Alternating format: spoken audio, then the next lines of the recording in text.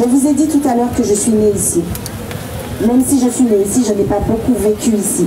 D'un père guadeloupéen, d'une mère martiniquaise, mon père, j'ai dû subir la torture parce qu'il est mort ici, de l'enterrer ici.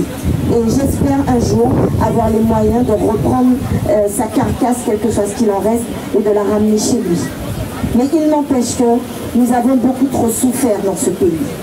Ce pays, la France, a toujours été et a toujours représenté la souffrance pour nous. Et quand en plus on se rend compte que le combat dans lequel on est depuis plus d'un an maintenant, mais beaucoup, depuis 54, 59, 74 et bien avant, beaucoup de gens se sont battus, beaucoup de personnes qui ont déjà disparu et certains sont encore vivants, se sont battus pour que nos droits soient respectés.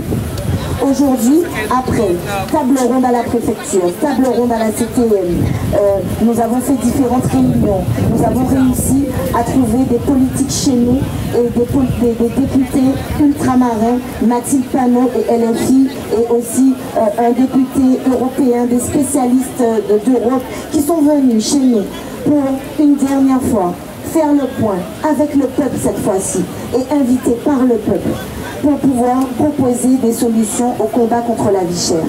Et même si bien avant, on était déjà, nous, personnellement, au AirPrac, arrivés à cette conclusion, nous sommes arrivés à une conclusion. Ce que j'aurais aimé vous dire, c'est que l'autonomie, ça commence par soi-même. L'autonomie, ça commence par comprendre qu'on ne peut pas perpétuellement rendre les autres coupables, rendre les autres responsables de ce que l'on fait et de ce que l'on entretient nous-mêmes.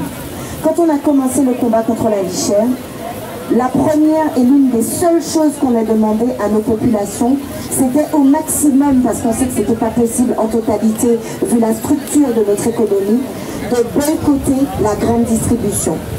Ils nous rigolent au nez aujourd'hui parce qu'ils savent que c'est quelque chose qu'on ne peut pas faire. Parce que ce pacte colonial qu'ils ont signé il y a des siècles est encore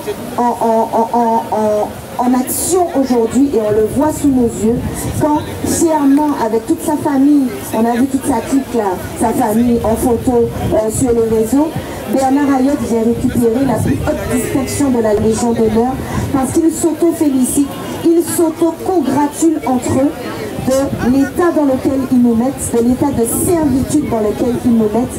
Aujourd'hui, c'est une servitude économique, mais vu que c'est nous qui faisons tourner leur économie, nous avons encore le choix de faire tourner la vapeur dans notre sens et de décider ensemble de construire entre nous une économie qui nous sera favorable.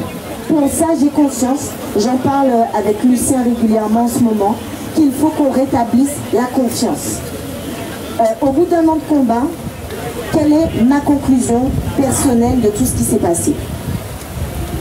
Il y a toujours un problème et il y aura toujours des problèmes.